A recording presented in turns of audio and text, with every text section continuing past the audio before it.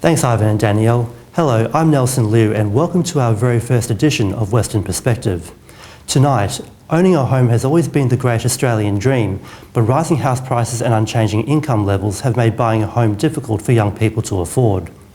Perth's house prices have fallen this year following the end of Western Australia's resources boom and are currently cheaper than Sydney and Melbourne. Despite becoming more affordable, an international study has revealed it takes new homeowners more than 6 years to save up their first payment. So is buying a new home still worth the effort for young people? Our investigation has revealed some stark truths about Australia's home buyers market.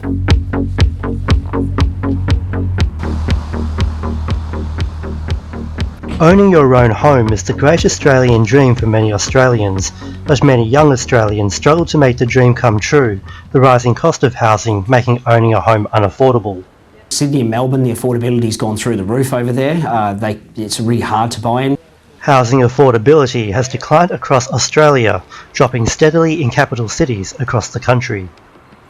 Perth is no exception, with a rising population during Western Australia's recent mining boom driving up prices in the city. There's a lot of land here, but it was very expensive, but we wanted as close to the city without breaking the bank sort of thing. Yeah, so we got a single door entrance rather than... Patrick Lazars is one of the few lucky new homeowners. The bedroom's got a double door bed. At 23, he's been able to build his own home with his fiancée in Perth's southern suburb of Harrisdale after wanting to buy an existing home. No, I get you. We started looking about 6 months. The first thing we wanted to find is an area, and unfortunately we sort of thought we might buy a house ready, but the houses that we were looking at in our price range were absolutely rubbish.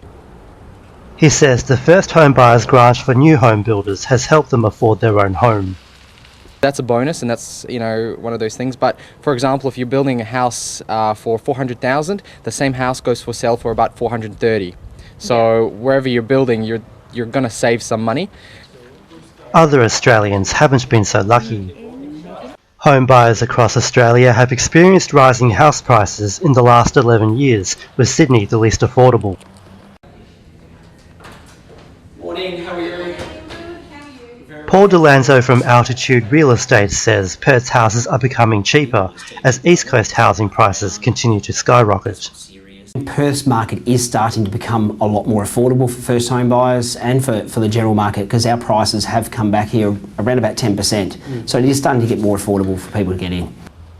That affordability has resulted in buyers building new homes costing under $500,000 in suburbs further away from the city. Typically your most expensive property in any city is closest to the city. Perth, we've got a lot of expensive property on the coast, and you've got your traditional western suburbs areas which are really expensive.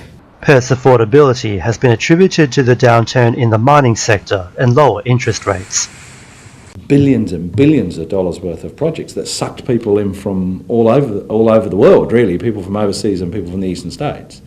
That's what drove the housing market over the last few years. Now, whether those people will then go home, whether they go back to where they live overseas or whether they go back to the eastern states, we don't know. But what we do know is that downturn in the resource sector is already having an impact in the housing sector. While prices gradually drop because of the mining sector, potential buyers still need to decide whether renting or buying is better for them. Where do you see yourself in the world in 10 years' time? Is it cheaper for you to rent or buy?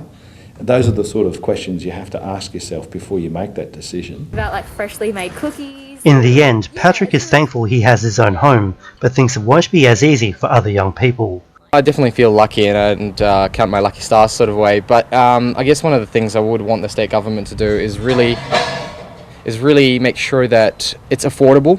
We already have a problem with not enough housing for people, and the state government doing that is just putting another strain on families who are already renting. That's all the time we have for tonight. Next week, we'll take a look at the influx of young people into local government politics. Until then, good night.